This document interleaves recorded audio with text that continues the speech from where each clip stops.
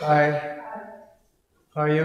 Good, how are you? You are? Yasmine. Yasmine. Nice to meet you. Nice to meet you too. I apologize in advance, but on the initial program you were not supposed to discuss my paper. No, they told me on Sunday that I've been assigned to a paper because the other presenter is not. No, but it was. I really enjoyed it. I was a bit worried at the beginning because it's not my field. Like it's not my main research field. So I was like, okay, this is a new paper, new literature. But I really enjoyed reading. Okay. So, it's so it's not preliminary, so it's not the last version. I sent like 2 weeks ago the last version. Ah, okay. I saw the version. That's not the problem. Okay. Few things change, and I mean it's ongoing work. So. Yeah. I see you have like a full list of next steps in the Great. paper. So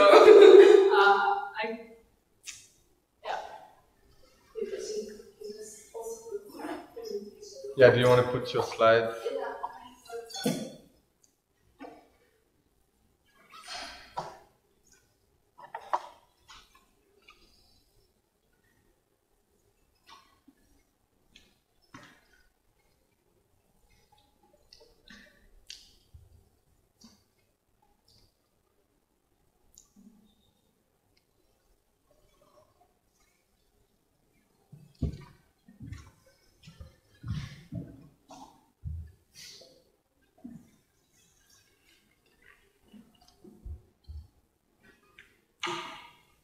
So where are you based? In Paris.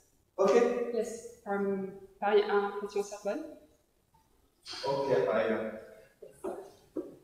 Et tu es française ou? Non, je ne suis pas française. Mais tu parles français du coup? Oui. Je suis égyptienne, mais j'ai fait mes études en français du coup. Ok. Super. Je parle pas mal français. Et donc tu es à Paris 1? T'es français, toi? Ouais. Ouais, ok. Mais t'es basé à Oxford. Ouais, je suis basé ici.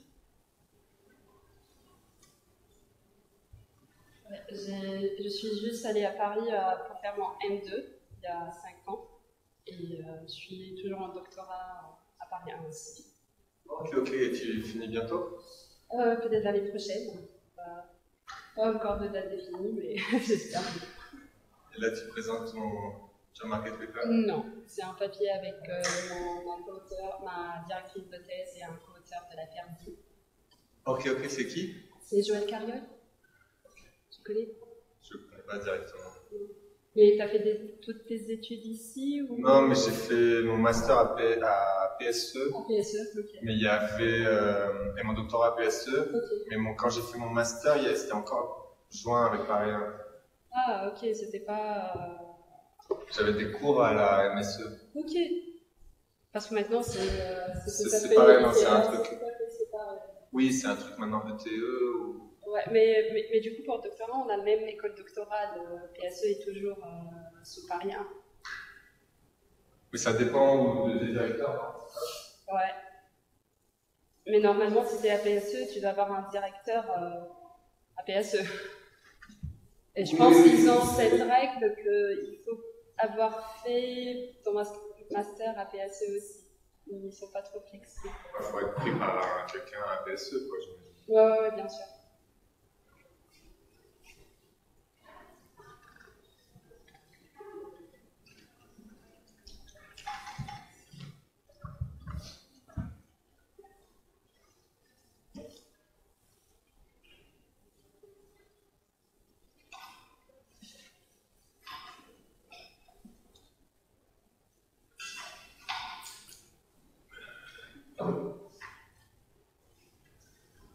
J'espère qu'on sera pas tous trois. Oui, je sais pas parce que je sais pas si être au monde aujourd'hui, j'ai pas compris. À chaque fois que je discute avec quelqu'un, je me dis ah oui, on va partir soit mardi, soit lundi soir, soit mardi matin. Oui, bah je comprends. En même temps, là il fait beau et tout. Oui, il me l'a pas exploré. Oui, c'est dommage de présenter les cours. Je vais la présenter au début, comme ça je finis. Bah, c'est sûr, ouais. Après, j'avoue que moi, j'étais pas là dimanche, donc ça m'arrangeait pas de... Je suis venue samedi à la maison. Tu as pu explorer un peu. Ouais, je travaille en jour. la discussion de l'autre papier, du coup je voulais finaliser tout. Alors j'ai pas trop pu une soirée. Mais je pars demain après-midi, du coup maintenant je vais un peu. C'est ma première fois ici. Est-ce que tu vas faire oui, je pense que je vais visiter un des collèges de Christchurch. C'est le collège agriculteur. Voilà, je vais visiter ça. Je suis installée dans les zones de Widening. Ah, c'est vrai. Du coup, je pense que j'ai accès au collège. Hello. Hi. Hi. You want to go? Yes. You're Oyebola. How are you? How are you? Good. She also parle très bien français.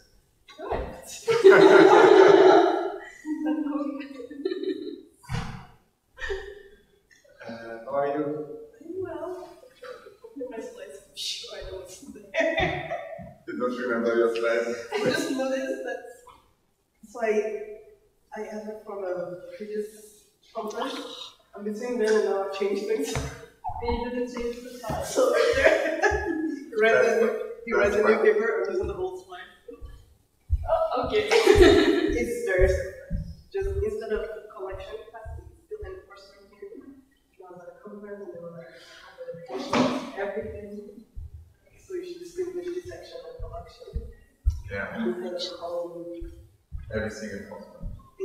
So whatever gets complicated, but I would speak with what I have in slides. That's fine. No worries. Do you guys know if there's any conference staff in this building right now? Yes. Oh, okay, that's fine. So all three of you are seated? Yes. Okay. Can I just make sure that nobody touches the microphones?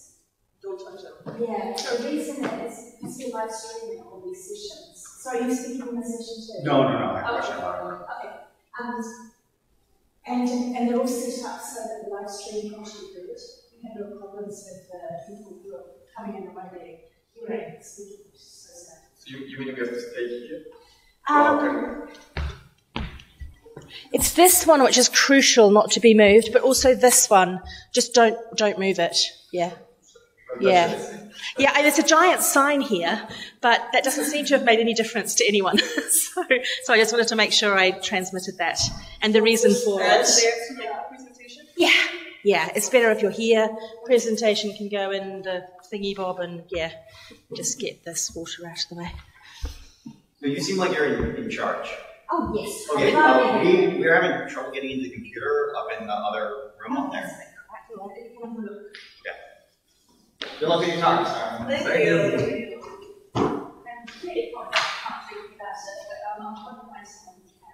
Oh, okay.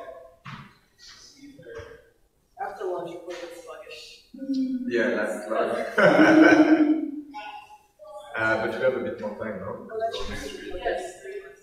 So, no pressure. And you're the chair. I'm the chair. Do you want me to tell you when You you have have the like power. Yeah, what should we count? 5 5 minutes? minutes and then One. Okay. Thank you. I'll do the same for you.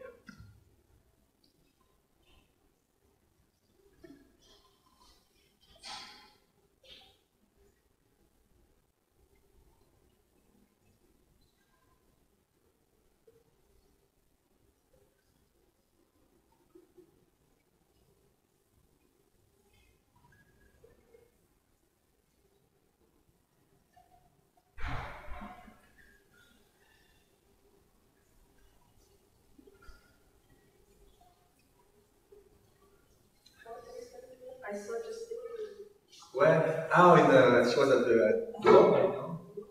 So it's gonna be the same paper, no? it's okay. At least I can have to discuss this. You don't have to discuss it? Yeah, she's gonna discuss it, right? Yes. You were discussing that last time? At Zurich. Oh, at Zurich, yes. Yes. Yeah. That's why it's very exciting. It's exciting, yeah. It's part of results. After 5 years. So when did this start the project? Because in the paper it wasn't mentioned in the documentation. The whole project started in 2017. Okay, and did you manage to finish all the Still ongoing. Still ongoing. Yeah. Okay.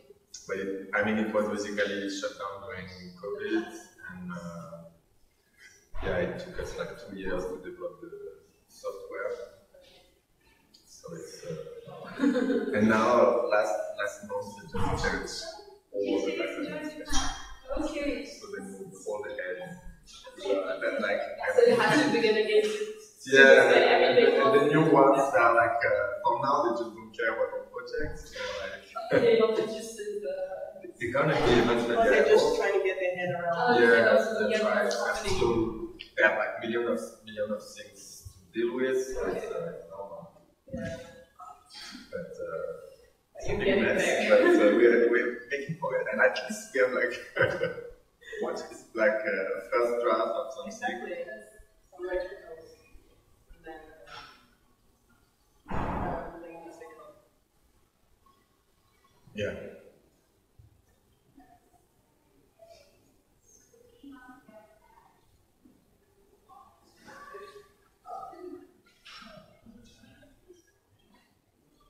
You're both working on taxation. No. Mainly. Yeah.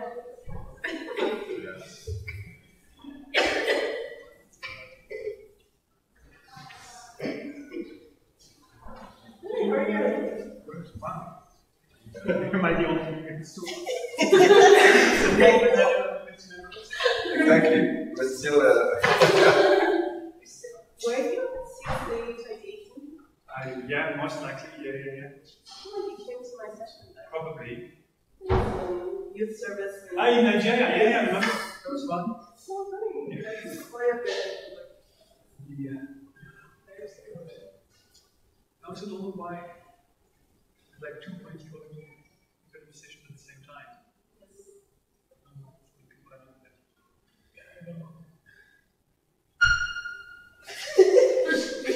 Do you want to put your slide on? I put already. You put it on already? I put it with it's down the forward. Let me put it on the.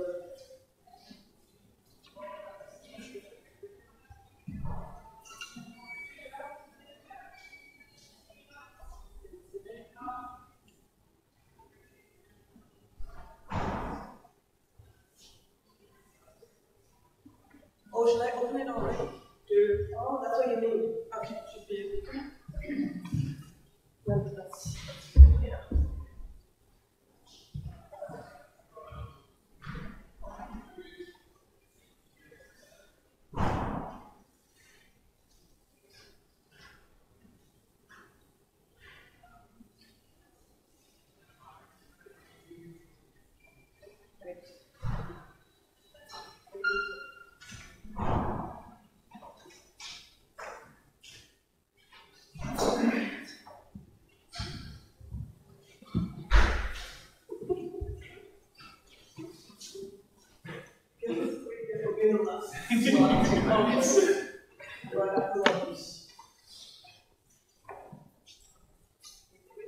Yeah, that's great.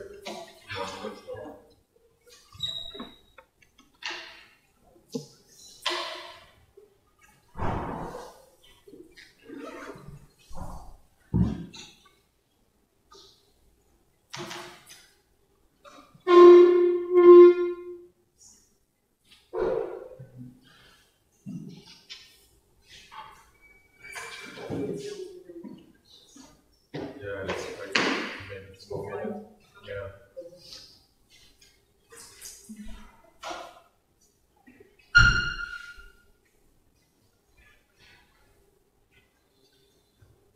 Faire 10 à 40 ans. Yeah.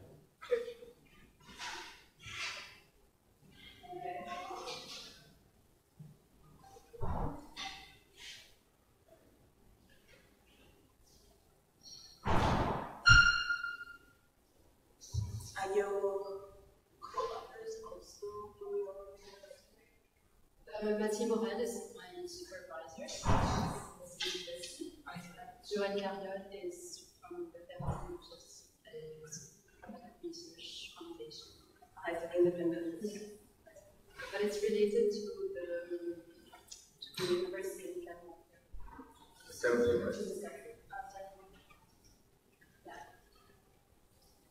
And Joël Carrier was also was presenting another paper. On internet? Yes, I think it was on like films, digital.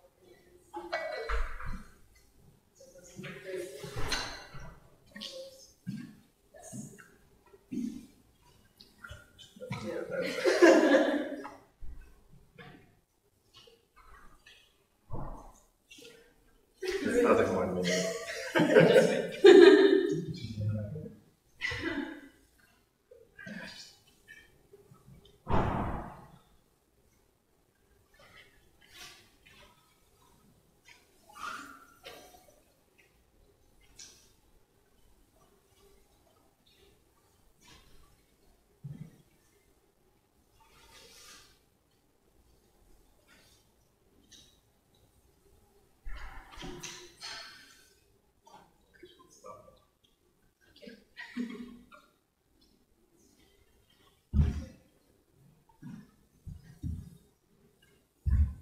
Okay, so hello everyone. I hope you're not so tired in the last day, last session. I'm Yasmine Elkhateeb. I'm a PhD student at Paris 1 Panthéon-Sorbonne University, and I'm glad to be here today presenting this work on internet use and perception of democracy in Africa. So this is a joint work with Joël Carrier from the Ferdi and with Mathilde Morel, who is my supervisor.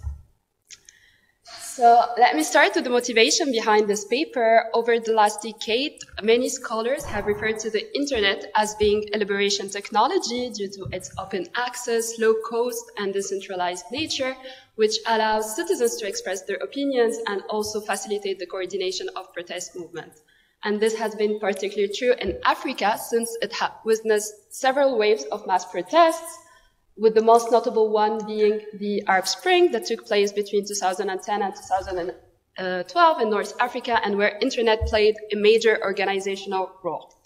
And compared to traditional media, the internet is characterized by its low entry barriers and also user-generated content that makes it easier to spread political information and also access the world news and events in the region. So this paper contributes to the literature on the political effects of the internet. So there are several works on how internet may be associated to the increased protest, especially social media. There are recent works on the impact of internet on corruption and confidence in government, as well as a very large literature on the impact of internet on voting turnout. There are also this literature on the impact of internet on democracy, but most of the quantitative research on the topic focuses on the macro relationship between internet penetration and the level of democracy in a country, with very little insights on the underlying mechanisms. Also, studies evaluating individuals' internet use and citizens' perceptions of democracy is very limited and are largely conceptual work. This is why in this paper we contribute to the previous literature by asking two questions. So first, we are asking whether using internet as a source of news can affect citizens' preference for democracy. And this is what we call the demand for democracy.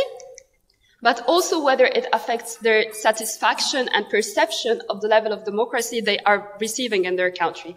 And we call this the supply of democracy.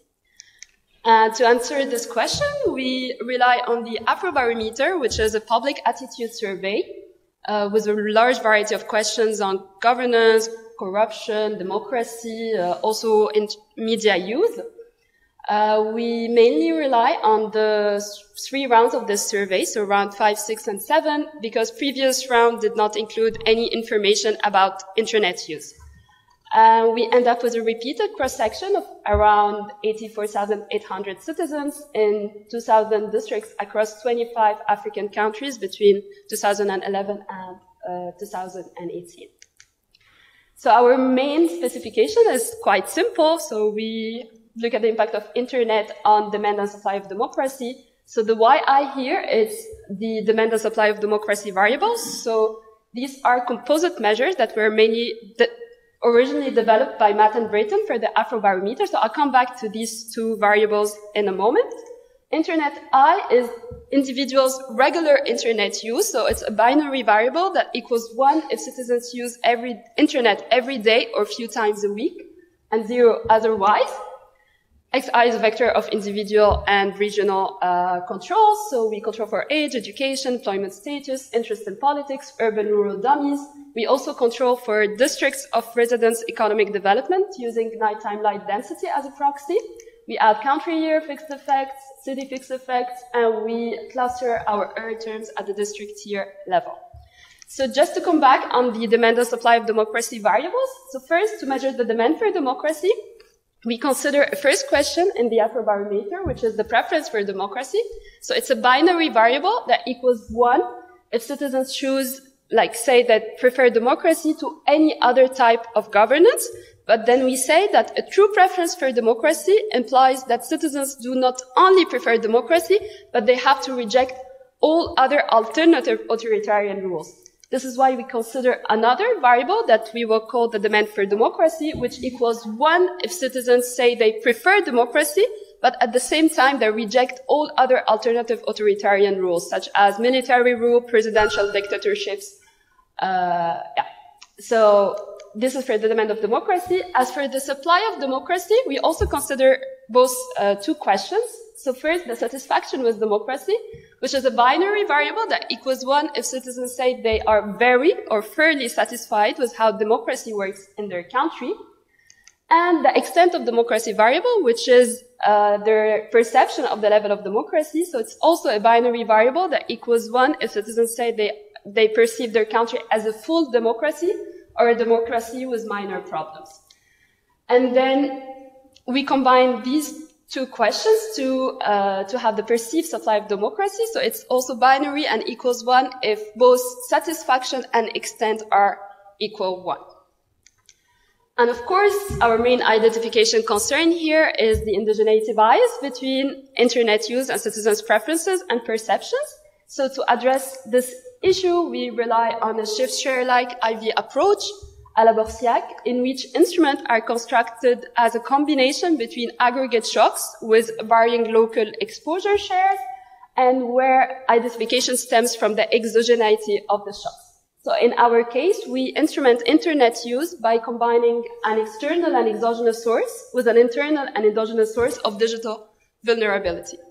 So our first IV is the interaction between the presence of submarine cables in a country. So this is the SMC variable, and we weight this variable by the share of the districts of residence covered with 2G network. So what is the rationale behind this instrument? It is that submarine cables are the backbone infrastructure of the worldwide telecommunication network, with around like 99% of the world internet being using submarine cables. And a country without a submarine cable is either connected to a neighboring country using terrestrial infrastructure or is using satellite telecommunication systems. But in both solutions, they are associated with higher cost and lower internet capacity. And the African continent in particular is very reliant on submarine cables. That's why we consider that conditional on the inclusion of country year fixed effect, the presence of submarine cable can be considered as an exogenous source in internet connectivity in the country, since their deployment increased internet speed, capacity, and affordability, and thus it could increase individuals' regular internet use. We also believe that the presence of submarine cables in a country is further reinforced by the population coverage with mobile network. That's why we interact the presence of submarine cables with 2G share network, since the 2G network provides basic internet connectivity. However, these cables are often exposed to the risk of outage caused by human activities like fishing, ship anchoring, and other causes, with an average of 100 cable faults each year. And this internet disruption, so this induces internet disruptions, high repair costs, and the rerouting of internet traffic towards other lower capacity and higher cost cables, which affects internet stability and access tariffs. Also, there are a lot of studies that have shown that populations who are removed from internet infrastructure, they are more exposed to the risk of outage and network failures, and they are also the last to recover from these shocks. So that means that the higher the number of internet disruptions and the further the distance from internet infrastructure, the lower the probability of regular internet use. This is why we consider a second IV, which is the interaction between the number of internet disruptions and the logarithm of the distance from districts in Troy to the closest infrastructure, and we average that over 5 years preceding the survey waves, because internet disruptions can have lagging effect on internet connectivity.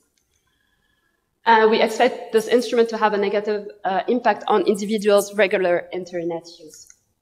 So this is just to illustrate the idea. So this is Liberia in 2018. So there is here the orange star is a submarine cable landing point. So we compute the distance from each district in Troy to this landing point, and we use this distance to weigh the number of disruptions in the country.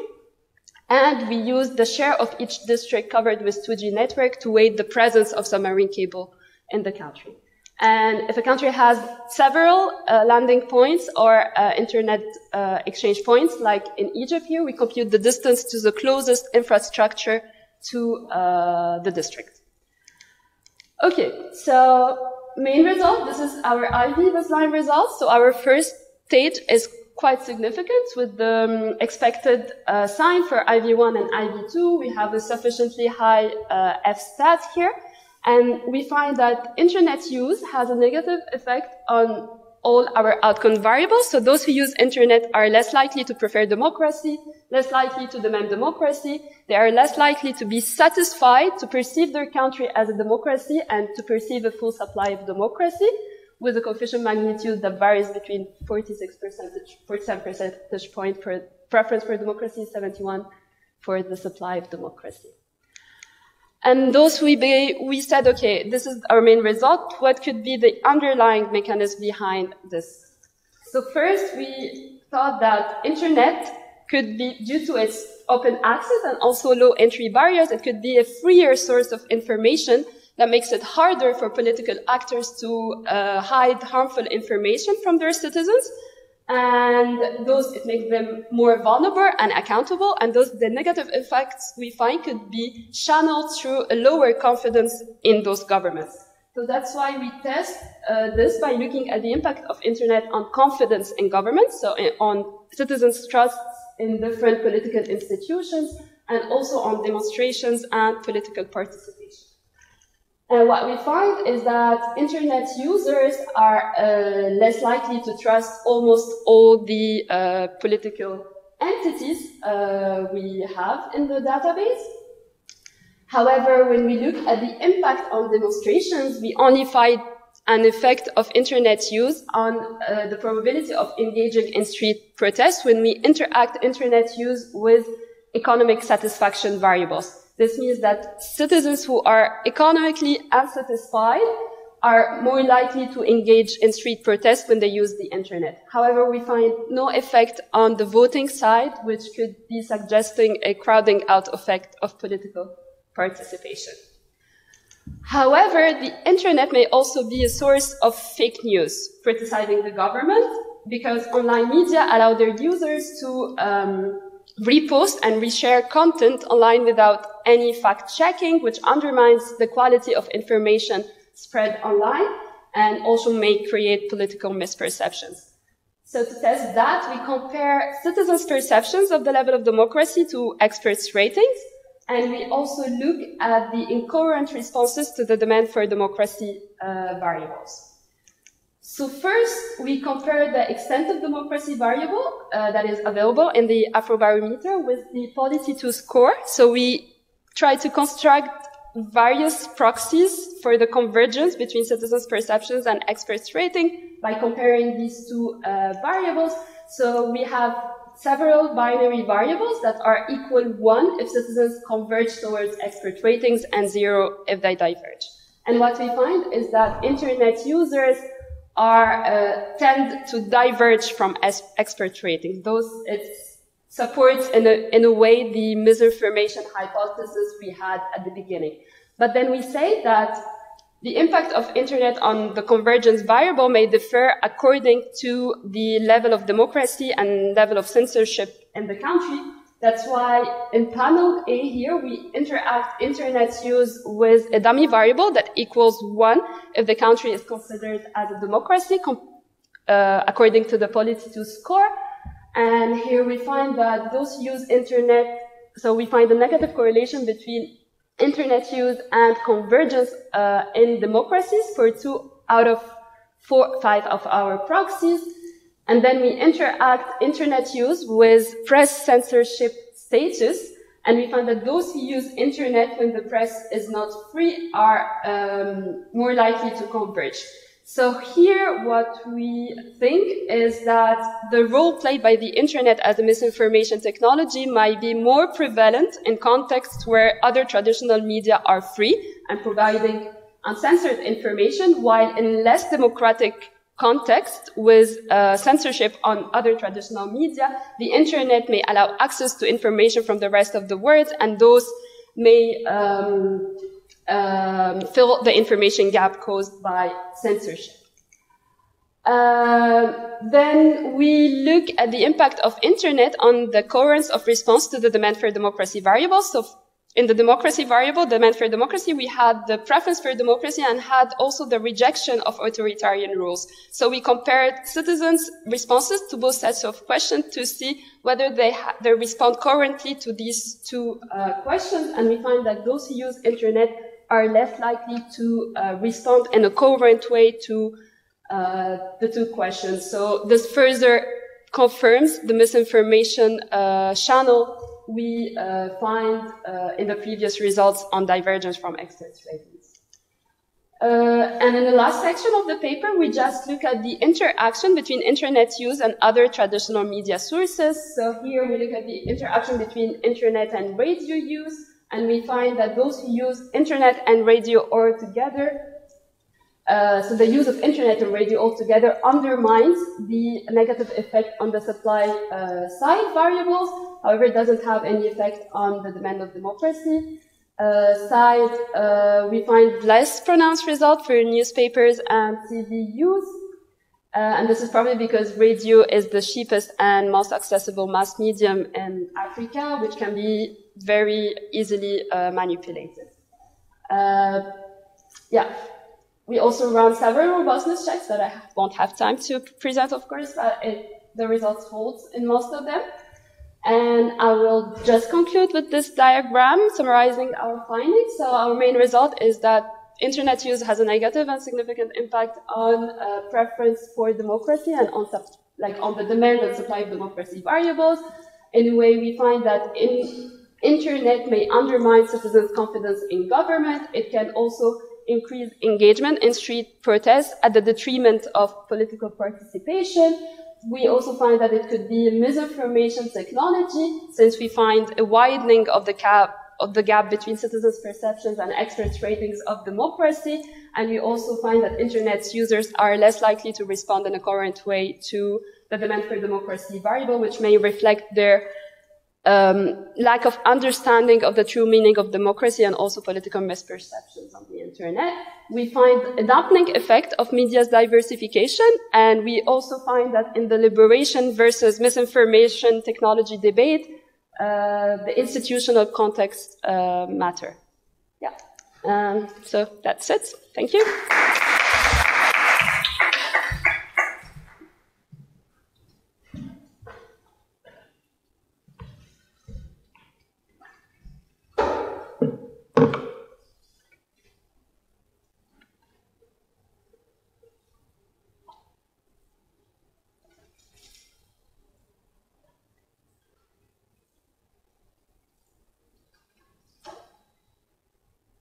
Great. Thank you very much, Yasmine. This is a really interesting paper. I learned a lot just from going through it, and I won't bother to try to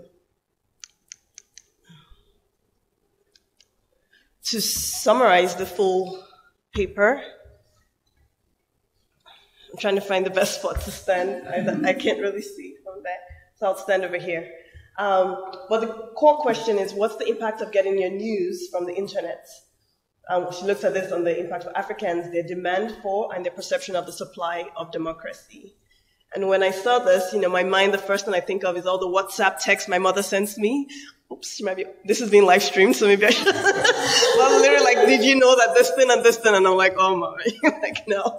But that's where my mind first went to, is that there's a lot of these news and things that go around online, and people, it could be misleading. And I think this question is very important in the democratic context in Africa. So there are many young democracies, many authoritarian countries. And so in this transition period, thinking carefully about how this exposure to the internet might either help to strengthen people's accountability and their level of demanding things from the government and through this information channel, or where it might derail the process through this misinformation channel. I thought it was very timely and important topic. And what I also really like about the paper is this attempt to distinguish between the demand for democracy and the perceived supply. I have some further questions on this, but I thought that was a very interesting way to think about the question. And as she showed, and she didn't even go to the full extent of it, I thought the team had very insightful hypotheses and mechanisms that they tested to try to understand how this works in practice. So the first question I had was thinking about the relationship between the demand for democracy and the perceived supply of it, and how internet use might affect these two dimensions. I feel that right now, they're not really differentiating hypotheses on both. It's like the same thing is affecting both dimensions the same way. So I don't really have any bright ideas on this. I kept trying to think, but to see what type of hypothesis might really distinguish, like we expect these things to affect the demand, or we expect this to affect the supply. So that might be something to think about. And one thing I was particularly curious about, you didn't show this, but in your OLS, the using internet, so just the kind of naive OLS, there's the positive relationship with demand for democracy. But once we get to the IV, then it's negative. Whereas for the supply, it's negative in both. And so I was just wondering if you had any thoughts about why this, the specific instruments that you use are affecting the demand differently from the supply. For the thinking about the instrument, this is an Ivy paper. We have to comment on this.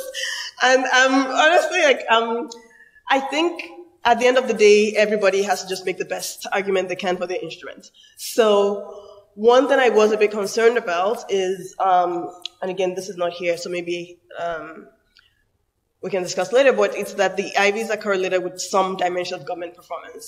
So, for instance, some people who have more internet access as captured by the IVs, they rate the government worse on different dimensions.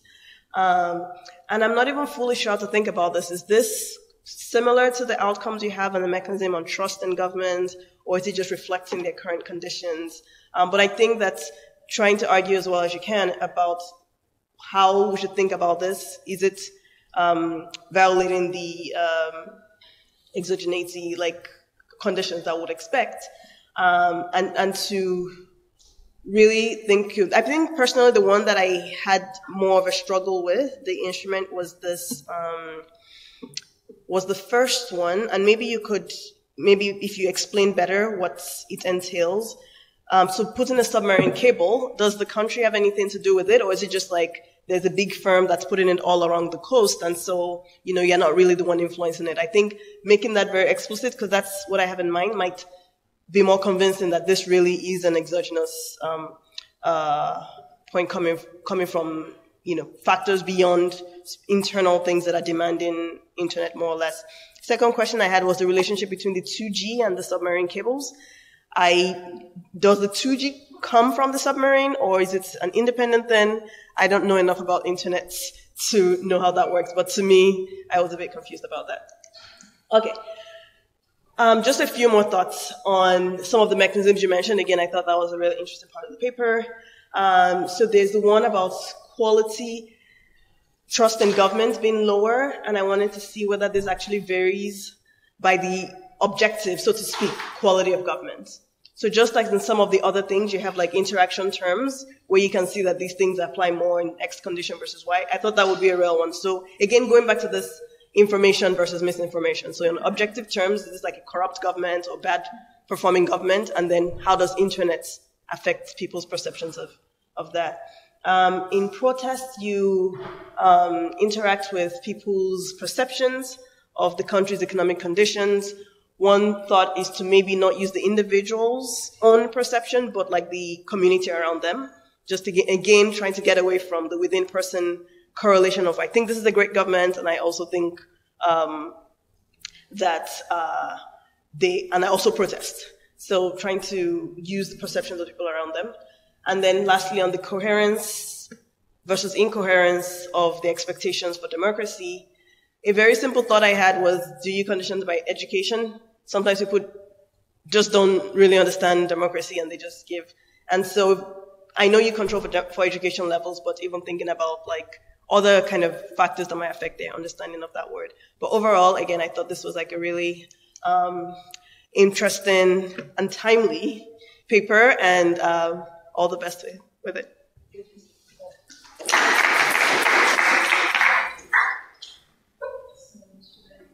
Do you want to take the questions and then answer those?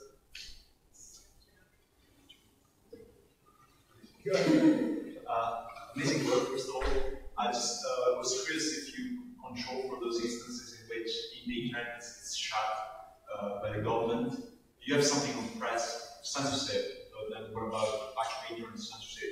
Or those instances in which internet is taxed, like Uganda, Twitter, some reasons. And the other point was, you look at attendance protest, participation in protest as an outcome of participation, but do you have anything else on voting, for instance, something around that? Thank you. I mean, so your sample compares from 2011 to 2018, and I'm just wondering if you can take advantage of that to look at. And the thing about the spread of misinformation seems to have come mostly around 2016, kind of. And so maybe if you could show that some of the effects that you see are not really present at the beginning of the period, but much stronger at the end of the period, maybe you have more like a stronger case that people get misinformation rather than something else. So just an idea. So in Uganda they had a tax introduced on social media in 2018, and there was a researcher whose name I forgot, but I looked it up after I finished the comment. And he did a really nice paper looking at mentions of protest action on Twitter before and after this tax. Because the tax was like designed to kind of quell what the president called gossip. But like, anyway, it was about quelling political discourse. And this researcher he used Twitter API to try and figure out how much did the discourse change on Twitter, which is like targeted by the tax, and used the kind of search terms and stuff to generate this like really nice graph, which showed that actually mentions of protest really kicked off at the point of the tax being introduced. So it might be interesting to like think about ways in which some of the social media data could be used in addition to what you're doing already to look at like mentions of democracy and how democracy is talked about around your internet access points. I come down to the chat. I was wondering if you can like disaggregate the internet by sort of type of internet, whether it's fixed, broadband, or mobile phone. Because I've read some work elsewhere where the difference in like what the type of internet is has quite a lot of difference for outcomes. Like a work dry, this mobile phone, the 2G was like actually what made all the difference, and people were using fixed broadband in a different way. And I think that'd be super interesting. You seem to have the data to understand, if there's some difference there. Yeah, go ahead. Okay. So thank you all for all your comments. Thank you so much for the discussion. So that's a lot of things to respond to. So I totally agree with the narrative that the demand is by democracy and how these two relates. And we are currently revising the paper, so we are trying to be more clear on how these two can relate to each other and why demand and why supply. So this is something we are currently thinking about. Also, the demand versus supply and the flipped sign between the OLS and the ID is something we've been thinking about, but we couldn't really identify what's happening. Why do we have this positive sign on the demand side and the negative one on the supply side? But maybe we should like dig deeper on that. As for the IB and how exogenous they are, so the presence of submarine cable is not directly related to the country's decision or microeconomic condition, because it's like usually a huge project. So when there is a submarine cable, it's not only like laid down for this country, so it's like laid down on the coast of Africa. So there are like many stakeholders like who invest in those cables, and we argue that it's exogenous but only conditional on country year regulation, control, port control, or any other like telecommunication regulations or any other aspect that would be influencing the laying down of these cables. But usually it's like an investment where many entities like take place too, and it's like many countries also engaging at the same time.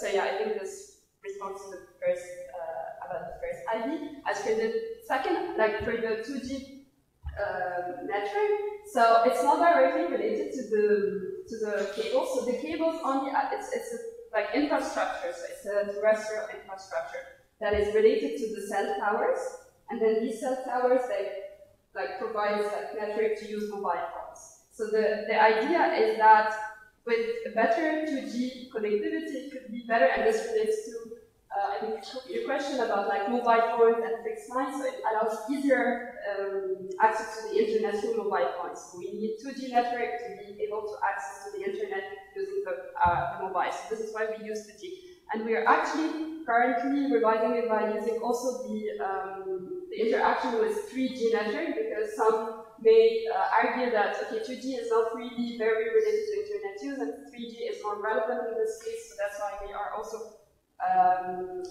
revising it by introducing 3G instead of 2G as a weighting variable. As for the trust variable, we haven't thought about interacting the trust with other aspects of the government. You can do it. It's, I think, very accessible. On the demonstration variables, so we also use ACLED data. This is not in this version of the paper, but we use ACLED data on demonstrations. So not the self-reported question, but these are data that like statistical agencies like combine like all the protests in Africa. So we use that and we run the same regressions using the number of protests at the district level, and we find similar results. So we also find the same effect, even without interactive internet use, with economic satisfaction variable. So I think this is very reassuring. Also, the coherent versus incoherent interaction with education, I think this is a great question, and this is a great suggestion. We haven't done it, but that could be interesting to look at. As for the internet disruptions, we only take into account the internet shutdowns that are exogenous. So we don't take any internet disruptions that were due to government's intervention to really assure that they were like exogenous to anything related to the political context. I don't know if I have enough time, but thank you for the tax. For the tax in Uganda, I had no idea about that, so maybe I should check the paper. And for the different internet uses, I don't think we can disentangle. We don't have the information in the database, so yeah, I think. And thank you also for the 2006, like where there was information, we can definitely try to investigate that.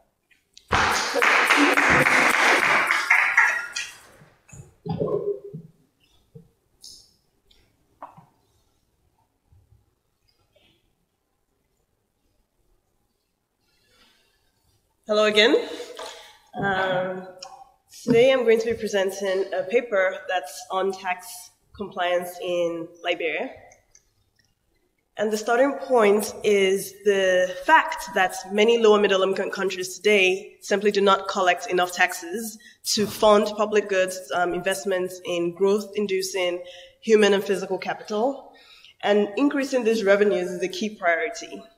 And we know that this is limited by state capacity.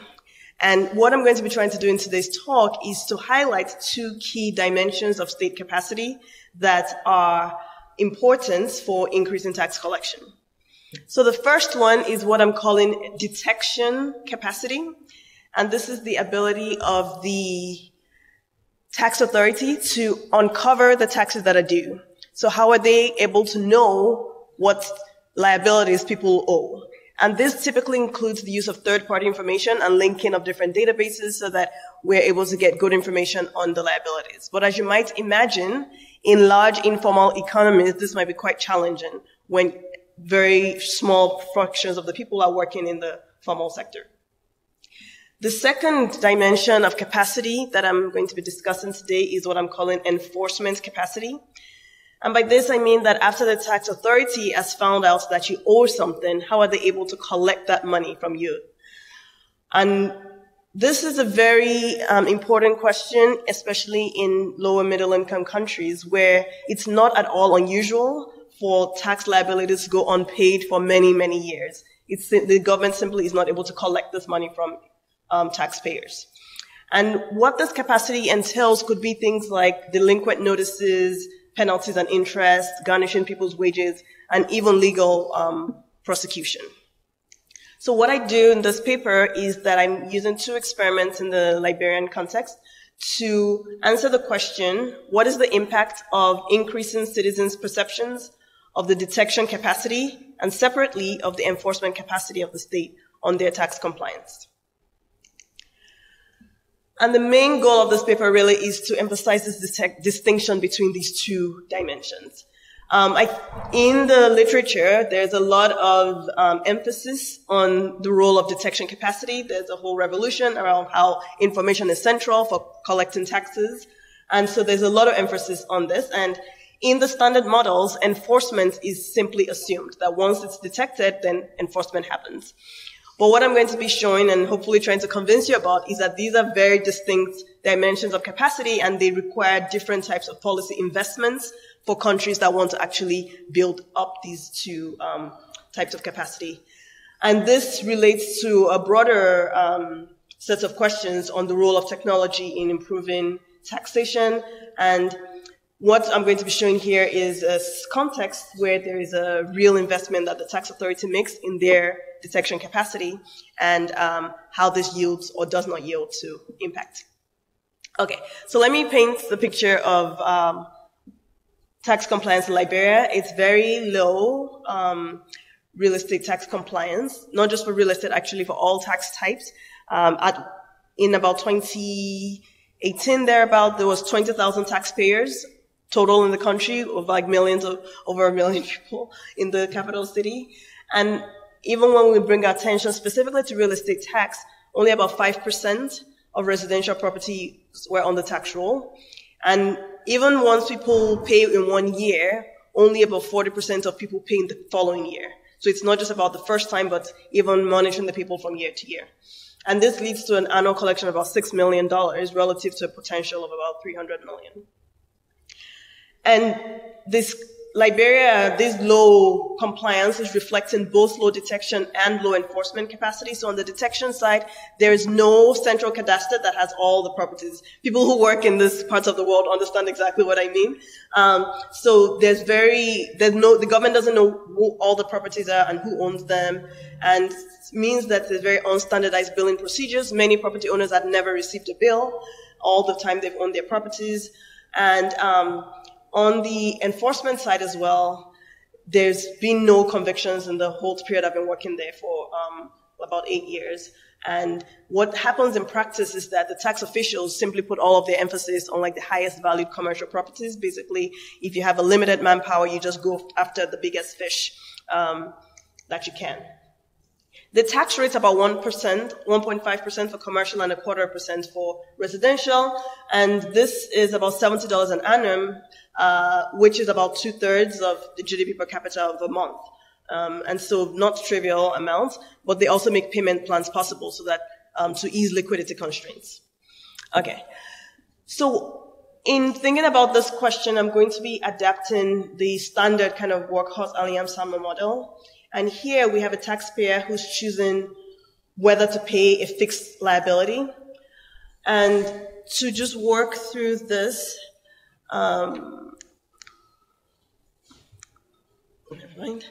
the most important thing to note here is the Q, which is not in the standard model. So that's what's mostly changing here, is that if I choose to pay the tax, then I just pay the TV, which is just my tax times the value of my property. Whereas if I choose not to pay the tax, then I'm gambling in that I may not get caught at all, in which case I keep all of my Y. Yes, in which case I keep all of my Y. Or if I get caught, then there's a second probability, which is the Q, which is the likelihood that the penalties will actually be enforced on me.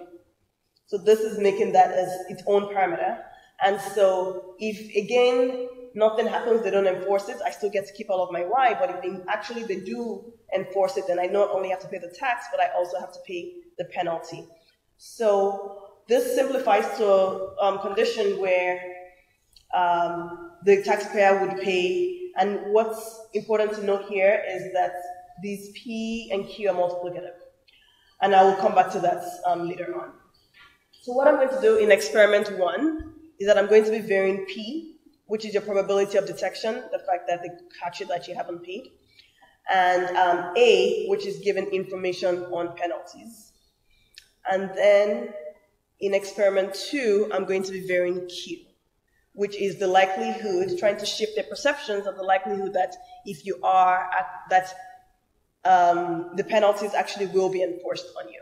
So these are the 2 experiments that I'm going to show now. Okay, so let me jump right into the first one.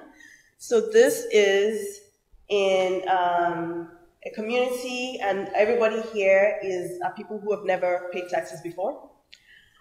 And so the control group gets a notice that gives basic information on property tax requirements.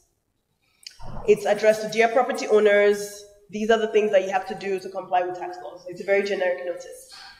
The first treatment is personalized with the name of the owner and the photograph of the property. The second treatment gives information on legal penalties, and then the third arm combines these 2. And to be able to get information on these properties, we had to first do a campaign. I worked closely with the LRA agents, really going door to door to raise awareness about real estate, because like I said, many people simply had never participated in this tax payments before. And so in that enrollment, they collect the name of the owner, basic characteristics of the property, as well as take a photograph of the property. And this was the first time that the tax authority had these electronic records and digital photos of all of these properties. And so this is just kind of a side note, but we did one community there, and over time, long past my involvement in it, they actually expanded to over 40,000 properties in the city. And this whole process is where the title of the paper comes from, which is, it's an attempt to make the tax base legible. The idea is that it's one thing for the tax authority to drive down the street, and these are literal conversations I've had, and they're like, look at all this development that's happening, but these people are not paying taxes. It's another thing to make this codified information that you now have in a very organized way and can use for the purpose of enforcing taxes. And so that essentially is what this intervention was. After making the tax base legible, then sending out notices to let people know that actually now we know who you are, we know that you own this property, and we expect you to pay. So this is what the notice looked like. It came from the LRA, and then this box over here was the one that had the information on the enforcement messages. And here was the detection treatment, which is, it has the name of the owner and a photograph of their property. And essentially, it's really trying to tell them that this is the tax base, there's no hiding, we know you own it. And then the penalty is saying this is the penalty for not paying, and then the combination of the 2. And so we're able, the notices are delivered. I'm just going to skip some of these slides. These things are balanced across the 3 treatment groups and the control group.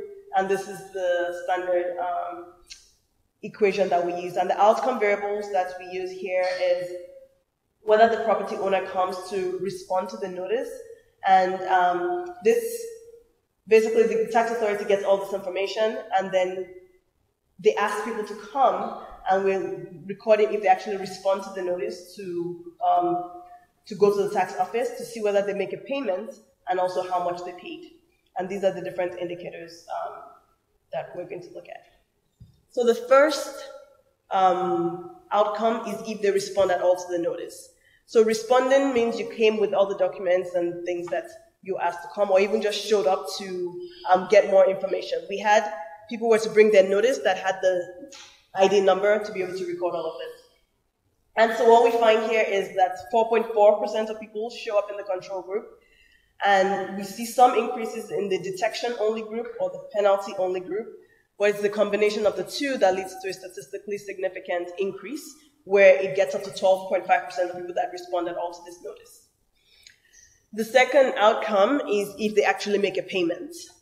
And here, only 2% of people make a payment in the control group, and almost 10% of people make a payment in the detection and penalty group. We don't see any significant increases from people just knowing that the tax authority has detected that they haven't paid or getting only the penalty message. And then lastly, we look at the amount that is paid. And again, we find a similar pattern where the significant increase is coming from the combined group, although with only 10% of people paying, many zeros, very large standard errors. So this is not statistically significant. But the overall picture that comes through is that people they decide to comply and pay these taxes not because they know that the government knows that they haven't paid or because they know that there is a penalty for not paying, but rather is the interaction of these two that actually leads. And these are statistically, so for instance, this detection and penalty is statistically different from the penalty alone or the detection alone. Okay, so this is the same result just with the regressions. What's also interesting to note in this case is that in only the first year, the tax revenues they collect more than covers the cost of enumerating the properties and delivering the notices, and that the results persist so that we see this increase in the first year, that's 2017 here, but in the following 3 years, there's still a positive impact on the payments that are made for the people who are in the combined detection and penalty group.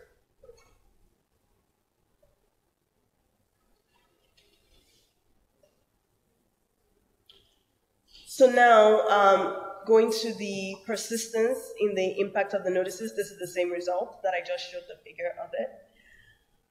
And so what we've seen so far is that detection leads to increased compliance only when it's accompanied by information penalties. And we might think that this could be through different channels. One could just be that it's an awareness or information channel where I now know that there are these penalties. Or it could actually be that it's signaling to me that there is a higher likelihood that the penalty will be enforced. And so we'll do a second experiment that seeks to drill more precisely into this question of how the expectations of penalties being enforced changes people's compliance behavior. And we're going to look at this in a context where we're going over and above any signals that are inferred from detection capacity or the message. So let me show the design of the second experiment. Here in the control group, they get a treatment that is very similar to the combined intervention in the first experiment.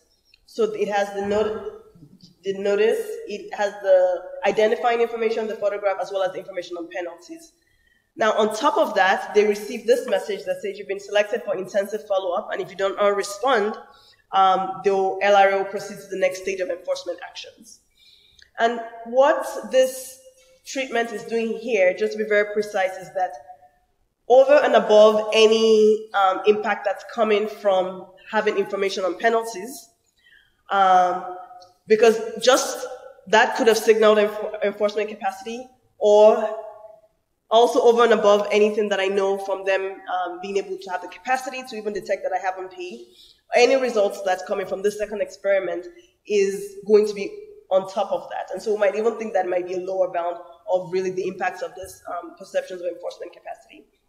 What's also important to note here is that the sample here is different. These are delinquent property owners, so people who have paid in the past at least once, but they've not paid for the last at least a year. And this sample was chosen because the tax authority did not want to go in, and their first contacts with people is a very heavy-handed enforcement interaction. Okay, so here again, there's the first phase of even trying to track down who these properties are and where they are, because again, everything was on paper before, and so there was the first step of digitizing them, again, making them legible to the state, and then after that, delivering the notices to them. Again, things are balanced in the sample, and these are the results. So the first result is that is the responding to the notice. In the control group, it's about 23%, and this goes up by about 7 percentage points among the people that get this enforcement message. We see a very similar pattern for the payments, people making any payment. And in terms of the amounts paid here, we also see a significant increase in the average amounts that are paid by the enforcement notice group compared to the control group. What we notice here is that here there is no persistent impact of the enforcement notice. Essentially, it happens in 1 year, and we don't see anything happening in the following year. There's absolutely no sustained increase. And this, I think, might be in part because I've been trying to get any specific records on what enforcement actions they did take, but the sense that I get is that it wasn't done in any systematic way of like actually following through on this threat in this letter. Anyway, so let me wrap up now. And the key takeaway is really what this paper has done is shown that increasing people's perceived probability of detection, it only increased tax compliance in the setting when it was coupled with information on penalties. And then we see a further increase in compliance when specifically the signals of increased probability of enforcement are at play as well. And this links to a much broader debate on when countries are making these choices about policy instrument. What this really ties to is that it's important to think about what is the binding constraint on collection in my unit. I've been in many conversations with tax authorities where there's a lot of excitement on we need this new database and we need to know where all the properties are and we can, GPS and we need to get them. But often what happens is once you now have all these properties, what do you do with them? What I've seen happen many times is we pick like who are the most attractive looking ones and let's go and try to collect taxes from them. If there isn't the commensurate enforcement capacity where you can actually send people bills, you can actually enforce when they do not pay, then that might not yield to actual increases in taxes. And so many times these enforcements, it has to do with parts of the government that are outside the tax authority, like taking people to the courts. Many times the case would just stay in the courts for a long time and nothing would happen. And it just could also be politically costly to be actually enforcing what the law says. And so this then links back to there are limits in our excitement to get good third-party information and collect great databases. It's good to increase the detection capacity, but thinking really about the collection is going to very much rely on the traditional enforcement capacity that government needs to have. So I will stop it there.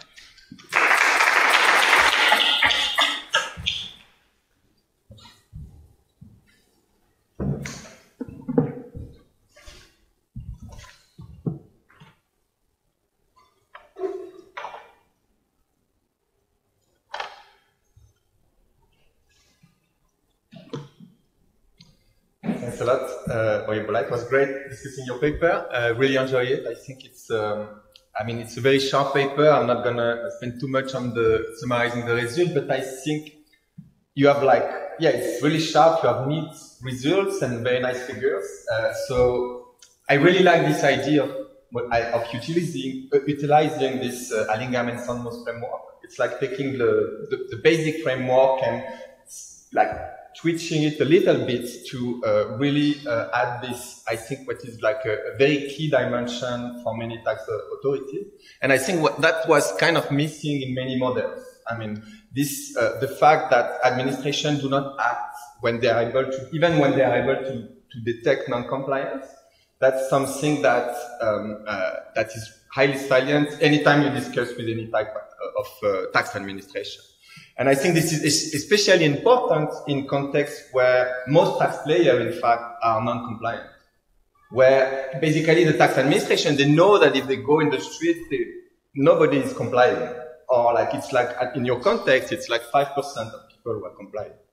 And so here really thinking about how to change that, it's also a very important dimension, and I think that's very, very nice.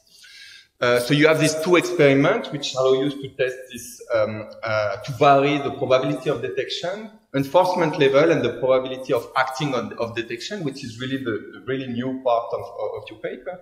And also something worth mentioning is you have a relatively long time frame, so it's not only like a very short-term paper.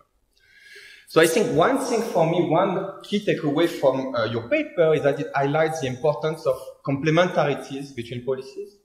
And I think if you take your model, you have these relationships where taxpayers pay if like the risk of being caught like is greater than so the risk of being caught is greater than what you pay in the tax rate in a sense. And I think a key takeaway from this model is that if these three parameters, so P, Q, and A are very small, then any policy that will like act on only one of them would not be, will only have like marginal result. And so I think that's really, I think, a very key takeaway of your paper. And I think you could try to push it a bit, to frame it a bit more in that direction. And so, indeed, in your first experiment, it seemed that detection and enforcement are complement. And I'm not sure in the paper that you are really testing for that. I think one way to test for that is, so what you show is that detection and enforcement together are statistically significant, but then the detection alone and enforcement alone are not statistically significant. But I think what you need to do is to test whether the program, the joint program, has greater effect than the sum of the two others implemented separately. And that will tell you whether it's complement. And I think adding these p-values in your tables and in everything will be important. And also in the similar, you show with your second experiment that you find some evidence that the effects are stronger in areas where the tax administration has more credibility. And even if it's like a bit more subjective, I think it's also consistent with this idea that the complementarities of policy are really important, and I think you could push a bit more that as a key result. Similarly, more on the way you frame the results, could you try to present the two experiments at the same time in the paper? So for me, the key innovation in your paper is really the second experiment. So even if it has limitations, so it's on a more selected sample, it's only, it's on people who are already in a sense treated, but I think it's really with this second experiment that you are really varying this Q parameter, the probability of acting on detection, and I think that's something that is very, that's the key thing, and by presenting it in the second time, you make it like a bit less important, and so I think trying to do the two together will be nice, so you could have like one figure with everything that you could put on Twitter, and that will be then I'm also wondering like whether you could say something about the redistributive effect of these different policies. And so here, could you, for example, say something about the tax profile? So who's complying in this context? Who are the compliers? And in particular, because you're focusing on property tax, it's a nice feature of property tax is like you have like properties of different values. And so you could look at like whether more expensive properties are more likely to pay, and how changing the different dimension of all these different policies impact the redistributive profile of the tax. So I think that would be something. So then I have a bunch of other comments. Maybe just if you have pre-registered outcomes, would be nice to mention it and separate what is pre-registered from what is not.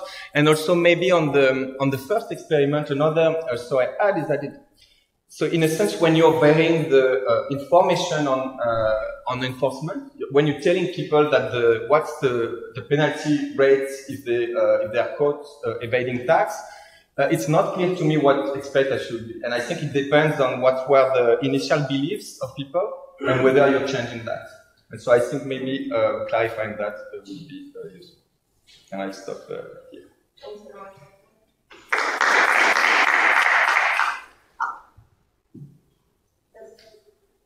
Thanks for the paper, it's super interesting. My first comment was just following Victor's point. If I understand correctly, you're saying you don't get an effect from the first two, but you get one from the interaction. But you have a really nice model here that actually says you're getting an effect from the first one and the second one, but they're small, and then the interaction is in some sense addressing both margins at the same time.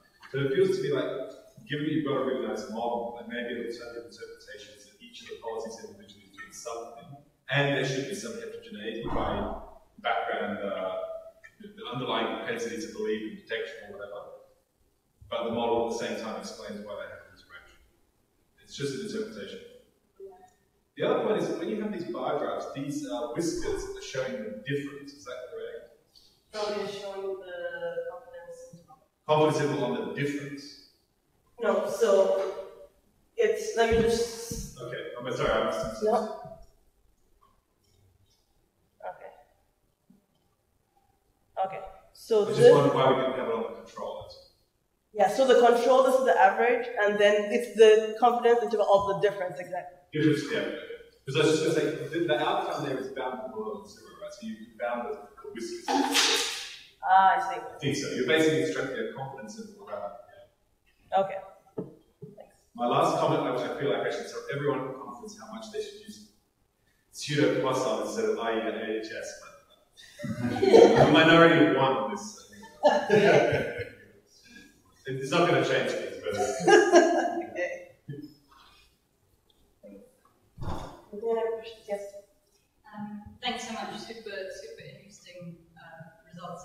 I guess I was just wondering how much you think the results are driven by not just, so some of the, from what I understand, some of these changes are changes in perceived, let's say perceived enforcement measures, but on the detection side, correct me if I'm wrong, isn't there actually a change in the actual capacity to detect? There's all this additional resources going into collecting data on this and basically creating that database of attacks in it. So I wonder whether basically maybe actions speak louder than words here, and that's why you're seeing maybe some small effect on the detection side, but no effect on the just information dependency side, because you are actually changing detection capability first detection policy, and then of course that feeds into the second stage of results, because the follow-on message that the tax authorities are sending out is a new and change in government behaviour, not just a change in perceived enforcement, I suppose, but an actual, I don't know,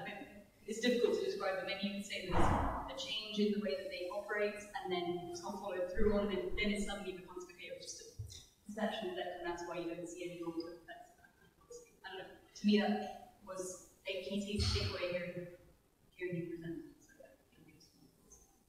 Thank you. I mean, it was quite similar to what Priya's just said about how when they get the notice that says, now the LRA are going to do an action on you. If you had any data on when the LRA actually do follow up on doing that threat, because what I'm thinking is that I might think the first time I received that notice, I might think this is really credible, I should be worried. But then if nothing happens, or something happens and I don't actually think like this will ever happen again, I get the vibe from the tax authority that they're like, this is a bit of a good luck for them, and next time I can just be cleverer. And I wonder whether that's like kind of playing out with your lack of consistent effects, because you kind of don't believe that the threat is credible over time. You might just believe it right at the beginning. Thank you. Yes. I mean, I wanted to say something along the same line. Like, if you have any data on what the tax authority did in the interim between the first year and the following year, but also maybe it's just for experiment one, where you were saying it's like it's in one community that you did it. Like, should we be worried a little bit about spillovers when people like talk to the neighbors about the NRA claims and they told me that? Like, do you have any? If you have GPS data on the actual property, you can have quite good measures of like whether the neighbors are treated with something like this and try to see whether that has that affects the result. Okay, thank you all. These are really good questions. And Victor, thanks very much. Very helpful. I think the version you saw, the tables have the p-values of the complementarities, but maybe or maybe not. But no, that's exactly it. I have added that to the paper. And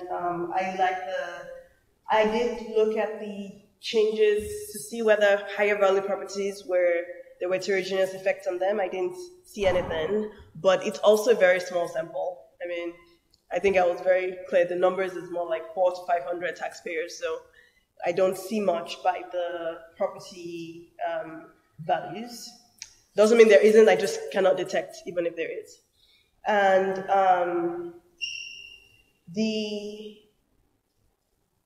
question about whether this was a real change in detection capacity. Exactly. And I feel like that's an important thing that I try to emphasize in this, is that they really did build, and now they really are able to know where all the properties are. And whereas the change in enforcement capacity is nothing changed in their capacity to enforce properties better. The courts did not get more efficient, they didn't get more staff all of a sudden. There's no, going back to the question of data on what they actually did, I'm almost like in deducting from this next year of results that it must have been that they didn't do much. And when I asked, they're like, oh yeah, we did some, can you show me what you did? No, I cannot, there's no data. So I don't have the data, but that's my sense, is that nothing systematic was done. And the result that Victor referred to earlier, I think I have it in the appendix here, is that there's, in this experiment too, which is citywide, there are some areas where there's big impacts and others where there's like nothing. And many reasons, again, this is why I don't push too much on this, because I'm very kind of modest and cautious about it. What I can see from the past payments is that when I look at how much recovery the tax authority did, so people that owed liabilities, how many of those were they actually able to collect in the previous year? It's a lot stronger in this area 2 and area 3, the tax zones, and those are also the places where we're seeing this having more of an impact. So it's very suggestive evidence. Many other things can be different about those areas. I am controlling for things like property value, but still, it does go back to this point of, if you show that you're actually credible in the past, then you're more likely to actually see sustained impact from that. But thank you all again for all these really good comments, and I look forward to continuing to work on this and be done with it. All right, thank you.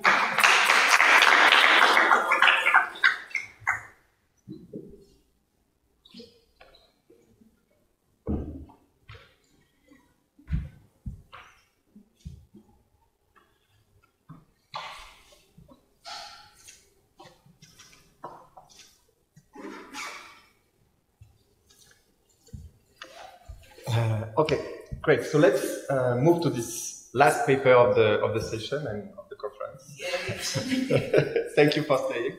So this is a joint work with Justine Knebelman and Bassi Roussa, where the starting motivation for this paper is the fact that many government policies require individual level information to be implemented.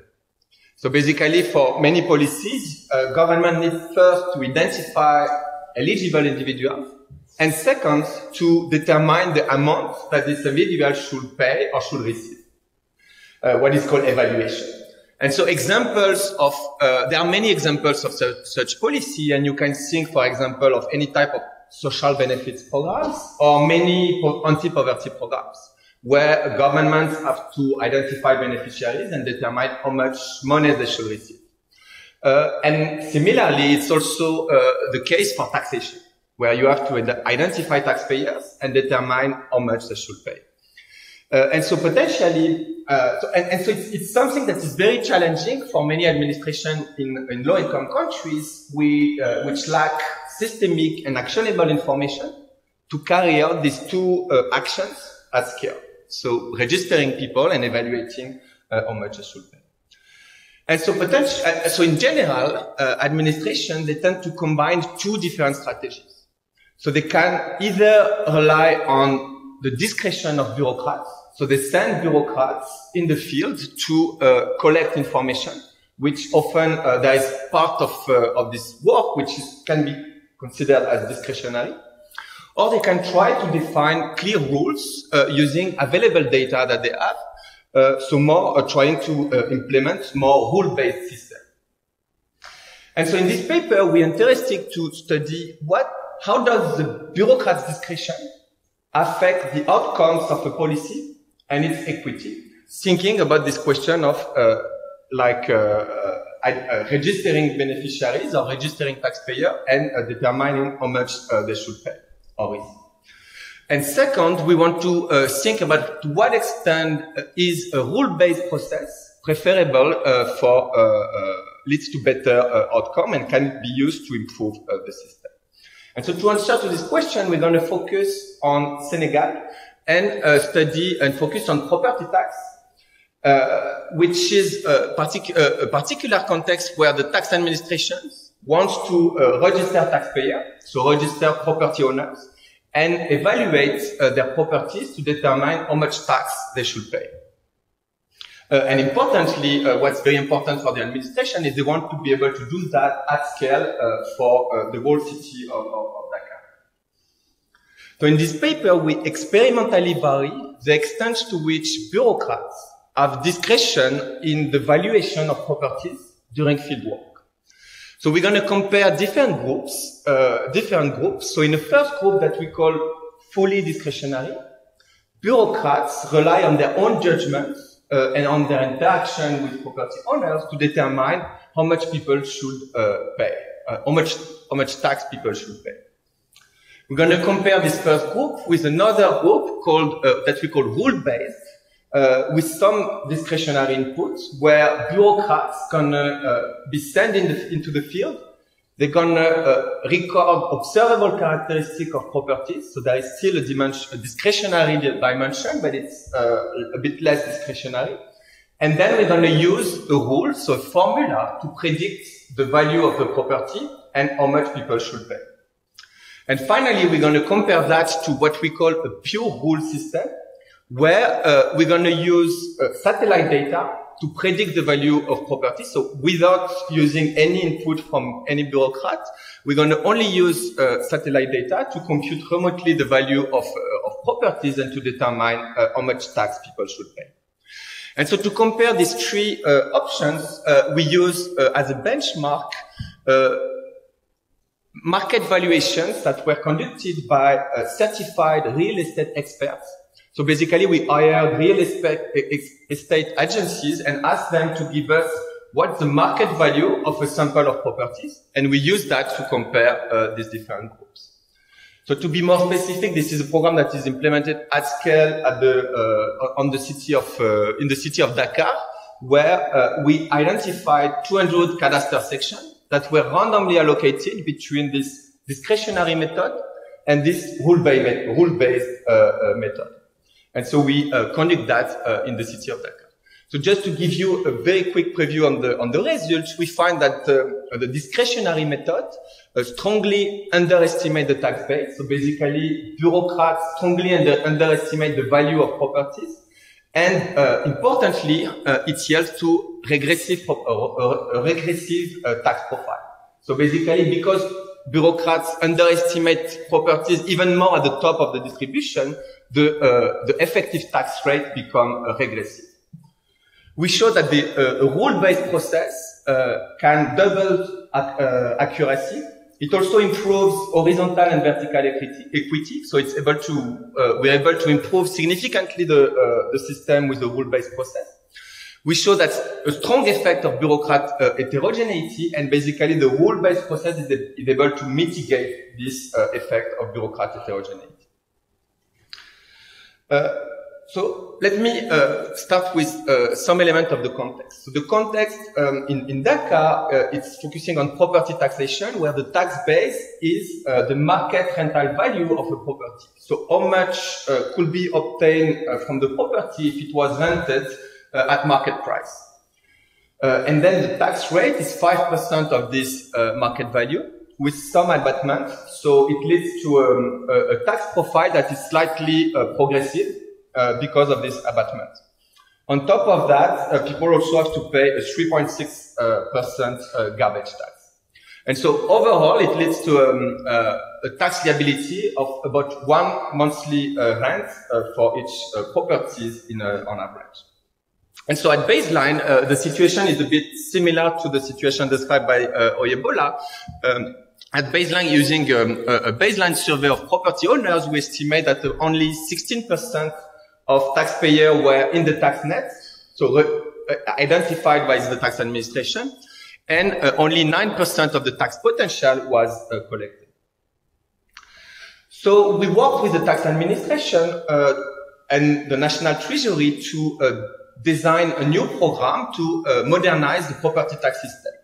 So this program has 3 phases.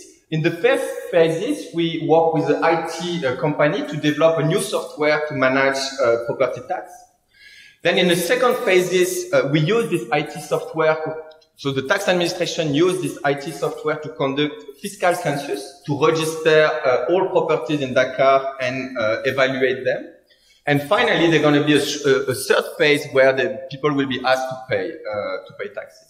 But for now, we focus on we're only at the phase 2, and I'm only going to focus on valuation. So to be more clear about the program, so it's a monitoring software where the idea is really to use newly available cadastre data, where you can link each property on a map with a database of property owners that is generated using the fiscal census. So the fiscal census is currently taking place in Dakar, and so it's up to now there have been like 35,000 properties that have been registered using the new software, where the idea is really to send bureaucrats in the field to register property owners and add them into the tax net. And so how it works, bureaucrats are assigned a cadastral section by the tax office, so it's also on a quasi-random process. They are told to survey all plots or all property within the section. They have to indicate whether the plot is eligible for property taxation, and then 2 valuation methods are possible and are randomized at the section level. So that's this design that I already showed you. So depending on which section we are, different methods are used for the valuation of the property. So to be clear about the 2 methods, so what we call the discretionary method, it's a method where the bureaucrats try to speak to the owner or the tenant, ask about identification information, so what the name of the property owners and his contact information, and ask about the monthly rental values to the owner and tenants. But then he can use his own judgment to estimate what the rental value of the property.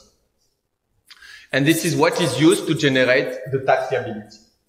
And then we're going to compare that with a rule-based system where the bureaucrat enter observable characteristics of the property, including some that are a bit subjective, like, for example, what's the quality of the wall, or what's the quality of the roof of this property, this type of a bit more subjective and not only objective characteristic. And then the software automatically computes the tax liability using the formula that was designed using satellite data and a survey conducted with real estate experts to calibrate the formula. So it's basically trying to predict what's the value of the property using this calibration data. And so here the predicted value is used for to generate the tax liability. So just in terms of a simple conceptual framework, why we think that a rule system might be preferable, it might be preferable if bureaucrats' incentives are misaligned with the administration's incentive. And in particular, there might be so bureaucrats might have some preferences for different types of taxpayers, or they might also enter into collusive behaviors with taxpayers. But also, maybe more, also potentially very importantly, bureaucrats might lack information and expertise to make valuation. So they are not experts of the real estate market, so they might not be qualified to do that. And so they might be biased, in particular for some type of people. It might also be very difficult for the administration to observe the quality of bureaucrats. And so if the administration cannot screen out bureaucrats that are doing a bad job, then it might be a problem for them. But on the other hand, a more discretionary system might be preferable if bureaucrats are able to access some local knowledge that is very hard to observe by the administration, and potentially recover private information from owners and tenants. And for example, also one advantage of bureaucrats, they might be able to also see the inside of properties and to take it into account into their valuation. And also they might make adjustments that might improve equity of the tax system. And so in the end, the optimal strategy could also be a combination of both systems. So in terms of data, we're going to use mainly data from the property tax census. So data, administrative data generated by the census application.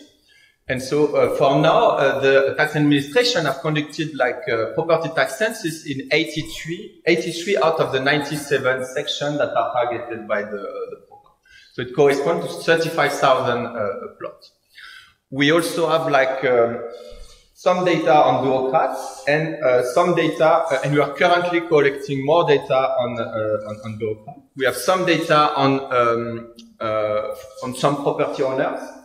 And finally, we have the data provided by assessors from the National Order of Real Estate Experts in Dhaka, which are like real estate experts who gave us like the market value of a sample of 5,800 properties.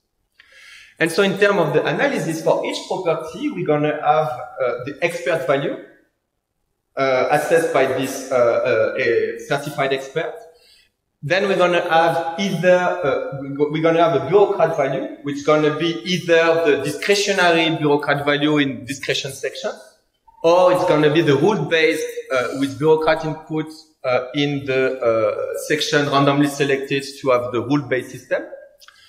And finally, for all sections, for all areas, we can compute using satellite data what would be the valuation if we were using a pure rule, using only satellite data. And in terms of outcomes, we're going to focus on two main outcomes today, which are the tax profile. So what's the median tax rate by quintile of expert value? And I'm going to be more specific in a minute. And more simply, the accuracy gap. So the difference between the value given by bureaucrats or by a rule-based system and the assessor value, so the expert value. And just to give you example of properties in Dhaka, here you see properties in the bottom 10%, the median, and the top 10% of the property. And so, since the market, the real estate market has been really booming in Dhaka, you see that some properties are quite expensive. So here, let's look at the tax profile of each system. So here first, what you see in the black line here is the median tax rate by quintile of expert value. So that's for each quintile of property values. So that's similar to wealth distribution. So the first quintile you have like very less expensive properties, and the last quintile you have very expensive properties. And you see what's the actual tax rate that this property should pay according to the law, and if we trust this expert data. And so you see that we have a slightly progressive tax schedule where people should pay between 6 and 8 or 9% as a tax rate. And so then we can compare that with the other systems. And so what you can see first here, the dashed line, it's the discretionary group, where basically it's what's the tax profile when the bureaucrats are asked to evaluate the property. And so what you see is first that the line is way below the line for the expert. So basically the valuation made by bureaucrats, it's strongly undervaluating the tax base. But also, and I think even more interestingly, what you see is that the discretion of bureaucrat leads to a tax profile that is regressive. So basically, it goes from people paying about 4% tax rate in the first quintile to more richer properties or more expensive properties paying around 2% as a tax rate. And that, I think, is the main result of the paper so far. And what you see, the other lines, it's like how the system could be improved using this other rule-based, more rule-based system. And so you see that this other rule-based can significantly improve the system. So here it's the same. So I'm going to go quickly here, but here what you see is just simply comparing rule and discretion. So running a regression where y is the accuracy, so the difference between what the bureaucrat or the formula is giving you and what the expert gave for the same property. And you can regress that on a dummy for whether the section was in the discretionary, was randomly selected to use the discretionary method. And so you see that consistently for when we compare this formula to the discretionary method, we see like large negative coefficient. So now I'm going to mention quickly other results. So other results that I think are very interesting is first that the rule-based process can improve the tax equity of the overall tax equity of the system. So we show that, for example, the rule-based process leads to higher horizontal equity. So we can, so basically similar properties are more likely to pay similar amounts, in the rule-based system. And second, we see that, when we, compare the rank of property in the different systems, we showed that the rule-based system leads to higher vertical, equity, because it preserves ranking better than, the discretion. A second important result is we can look at the bureaucrat heterogeneity. And here we find strong effect of bureaucrat heterogeneity on the accuracy of the tax profile. So basically here you are looking at the distribution of observed accuracy for of observed average bureaucrat accuracy, comparing the rule system and the discretion. And what you see, you have like a large share of bureaucrats that are very bad under the discretion. And one thing we can see is that the rule-based process gonna mitigate the effect of the bureaucrat heterogeneity, and we do that by conducting by looking at the importance of bureaucrat fixed effect in the two systems, and we show that bureaucrat fixed effect are much more important in the discretionary system.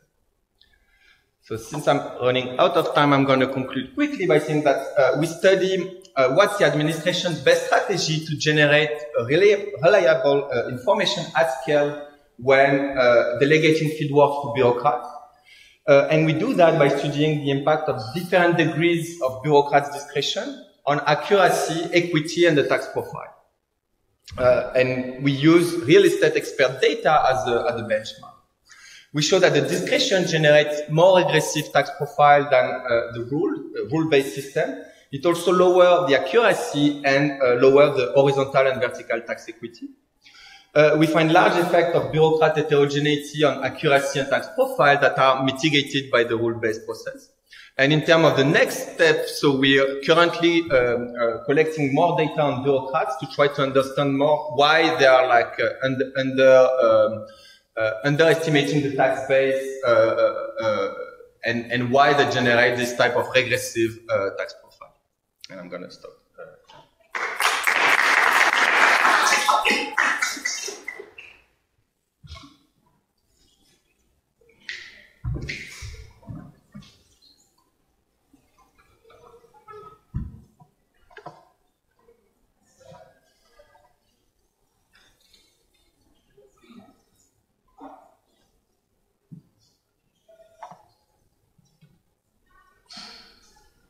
Okay, so thank you so much, Victor, for your presentation. So I just want to start by saying that I was really interested in the paper by reading it, although I was only assigned to be the discussant for the paper 2 days ago. But I think it's overall the paper gives interesting insights into the challenges and potential solutions for improving property tax collection in African countries with a focus on the Senegalese context. So this is the first RCT comparing two different methods, so the rules and the discretion for calculating the tax base. Also in the version I read, there was just discretion and rule base. There was no this distinction between rule and pure rule base. Yeah, so the main finding, very quickly, is that the discretion is associated with under variation and even lower accuracy. especially in higher quantiles, and by comparing both valuations, like the discretion-based and the rule-based valuation, you find lower valuation role quality under discretion, both on the extensive and intensive margin. There's also another results in the version I read. I don't think you presented it here, but or maybe it changed with the progress on the paper, but is that you find that undervaluation at the top of the distribution can be more pronounced using the role base. So maybe this like change in the new version of the paper. And then you say that an important policy implications could be that a hybrid approach where policymakers would combine both strategy may be the most optimal thing to do. So you also have like a full list of next steps for the paper. So you already mentioned the paper, a lot of things that you intend to do with the data you will have collected. But just on the implementation point, I just had some clarification questions. So the agents were randomly selected to the discretionary and the formula-based section, but you also mentioned that they could be assigned to both sides. So I was wondering, like, the agent can go to a discretionary section, but then a few weeks later he starts working on a formula base. Because when you mentioned the formula base, you said that the difference between the two methods is that in the formula base they fill in observable characteristics, and this could influence their own estimation. So I was wondering if, for example, they started working with the formula base, so they get exposed to these characteristics, and then they go and evaluate other properties using the discretionary. So whether this can affect the way they estimate the quality, their estimation quality. And also another question is that do agents access the properties? It wasn't clear to me whether when they talk with the tenants or the owners, whether they access the property itself, and whether this could have a higher impact on the estimation quality using the discretionary method, because it could easily influence agents' estimation strategy, or method. As for the rule-based calculation methods, I'm not very familiar with the with the CAMA methodology used for property variation. So I was wondering how the selection of property characteristics is. It's like these are like traditional characteristics that are used to estimate the value of the properties, or there is a selection that you say we will use this character. So we use the type of walls, the type of windows. And also, why not considering other local characteristics, like the local natural, like local amenities in the neighborhood, like if there is a hospital, there is a supermarket near the property. So yeah, I think this needs to be more clear in the paper. Also, whether the type of residence, whether it's a residential property or commercial property, could have like different formulas, since different characteristics may play different, may have different impact, whether it's a residential or commercial property. So maybe this could be looked at. Also on the heterogeneous analysis part, you said that, okay, you looked at heterogeneous analysis by agents' characteristics, and you mentioned also that you intend to interact agents' characteristics with owner characteristics to see how this can influence agents in the discretionary method. But I was wondering whether it could also interact agents' characteristics with property characteristics, meaning that when properties are undervaluated, maybe it's because agents don't have enough experience or are not familiar enough with the type of property they are evaluating. So, like interacting, for example, agents' educational level with the property, whether it's above the median property or below the median, could have. I'm not sure whether you do this in the paper, but yeah. So this could be also something to look at. And just some very minor details. It's that I was lacking some curious questions about when was the implementation of the program, how many agents were on the field, what the average number of sections or plots evaluated by each agent. You also show a balance test for the agents in both methods, but there is no balancing test for the property characteristics used, assigned to the discretionary section or the rule-based section. Yeah, and just to conclude, another, something I had also a curiosity question is that you say, okay, the optimal strategy would be combining both methods, but I was wondering whether with the inputs you have from the program, like, and this experiment, whether it would be possible to formulate or to derive a formula that could only be used in an accurate way, meaning that you, maybe in the future you won't need any discretionary to evaluate the property correctly, or is it like the discretionary part will always be something that will need to be taken into account in tax properties? Yes, so that's it.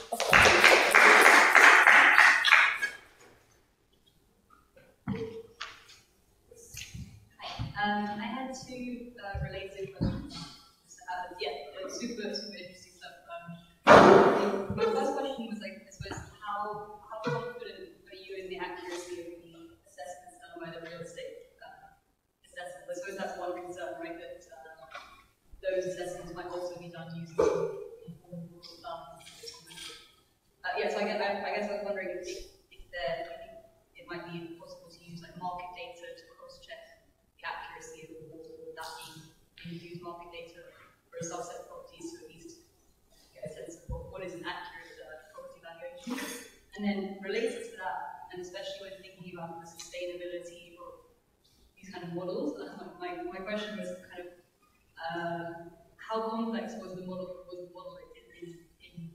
used to act to predict property values? The reason I ask is because we tried to do something similar in Elkhateeb, and we needed a very, very complicated model to get to an R squared of 0.9, which is what we get. So I'd be interested in how feasible you think it is for like a government to carry this on for a long time. I'll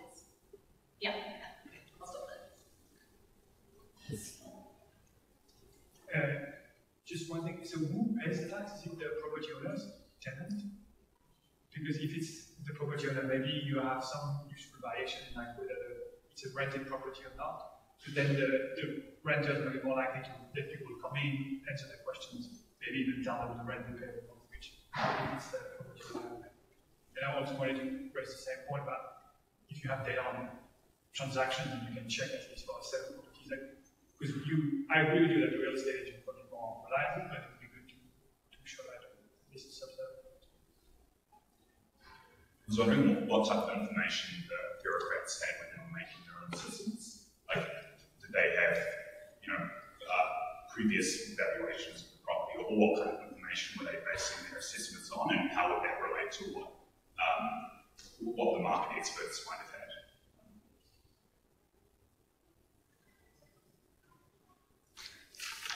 Okay, thanks a lot for all this, for the discussion and for all the great questions. So let me try to answer like some of them. So it's true that here we have like agents that do like both. They have like some sections where they use the discretionary method and some section when they use the formula. I think one important aspect is like when they use the formula, they enter observable characteristic, but then they don't see the actual value that is generated by the formula. So they cannot learn from the formula to apply that to when they use their discretion. But it's true that we are trying to understand a bit more how maybe that could impact. And we have some variation with some agents that did like only one method and some agents that did only the other ones that we might be able to use. So I think on the formula, and there was a lot of questions on the formula itself. So how were the observable characteristics selected? So I think it's so the work was done by using like feedback from the tax administration, but also from some like experts from the International Center from Tax and Development, for example, who worked in other cities. Particular some teams that work in Sierra Leone who came to Dakar to help and like give them feedback on which type of information they use in other contexts. It's a bit arbitrary. It's like real estate experts who are like and say, okay, when you do like your evaluation, what do you take into account? And trying, and then we used this information to select with the machine learning model, in a sense, to select which variable are important or not, and then screen some of the variables. But in the end, there was some limitation in terms of the complexity of the formula that we could use. So one thing that we needed is to have like a relatively simple formula. So to be able to tell the administration, okay, the formula is equal to number of window times this parameter plus this times this parameter. It was not possible to have like a full non-parametric, like a full non-linear method with like squared and many parameters. But still, since we can use the data to change the formula, we can compare different types of formula. But for the formula that will be used, it has to be something that is a bit transparent for the administration.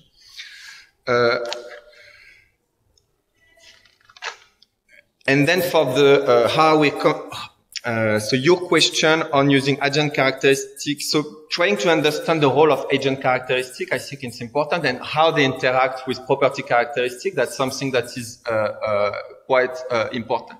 So, but something that we've done some of this work, but when we really try to put a lot of all the information we have on agents so far, on bureaucrats so far, and try to see what makes like a bureaucrat that is very good at doing valuation and try to characterize that. We don't find many observers. So it's slightly correlated with education, but then all the other things that are not really correlated. So it's very hard. So I think one reading of that is that it's very hard for the tax administration it will be very hard to use observable information on bureaucrats to screen out who are the good and bad, who's good and bad at doing this type of job. Then when was it implemented? So it started in 2017. So it took 2 years to develop the software, and then there was COVID, and then they just restart a year ago the program. But slowly we are moving in the right direction, I think.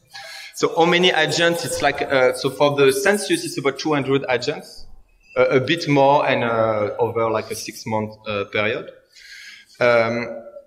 And so there is this question about what information do agents have when they do the valuation? And I think that's something that here it's like they had some training about how to conduct valuation. But they don't have, there is no previous past evaluation. So that's the first time that we have like geolocalized information on this tax base. There is no previous information. And so one thing we are currently thinking about is how do you build on the system? Because one alternative system will be to provide more information to the bureaucrats and, for example, give them like past evaluation or give them market values or give them other things. That could be also interesting. So how confident are we with that the real estate experts are giving us like true value? That's a big question. So in a sense, that part of it is we have to trust that as being better. One thing we can use is the fact that some property are rented and some are not.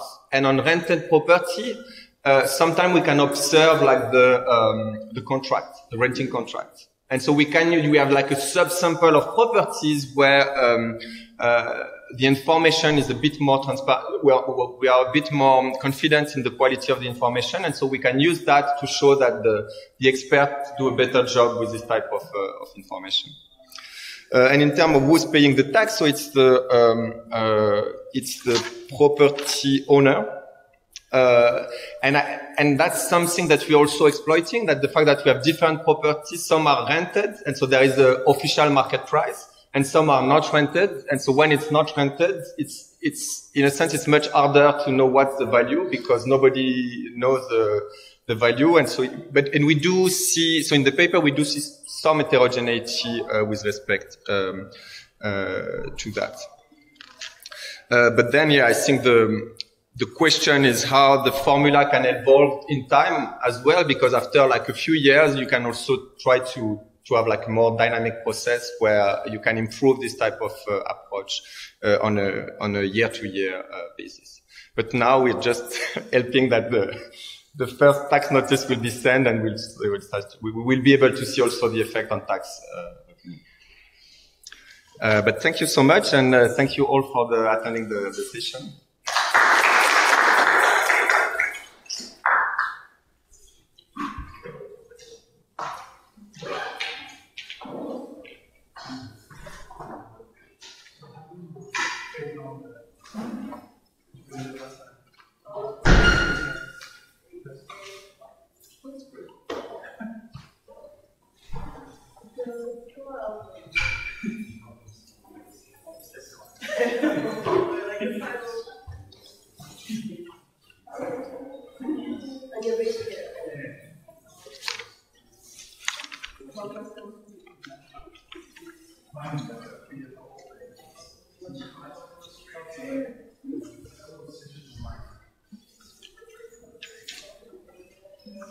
This is really interesting.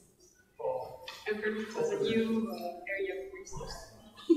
Yeah. Oh my god. Because I was mainly working on migration,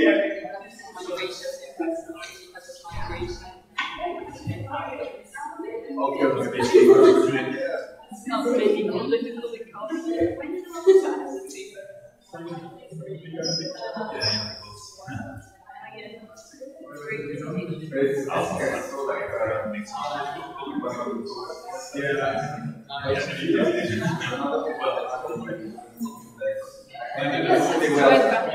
because he works a lot on activity in Africa, many works on that, on productive science, productive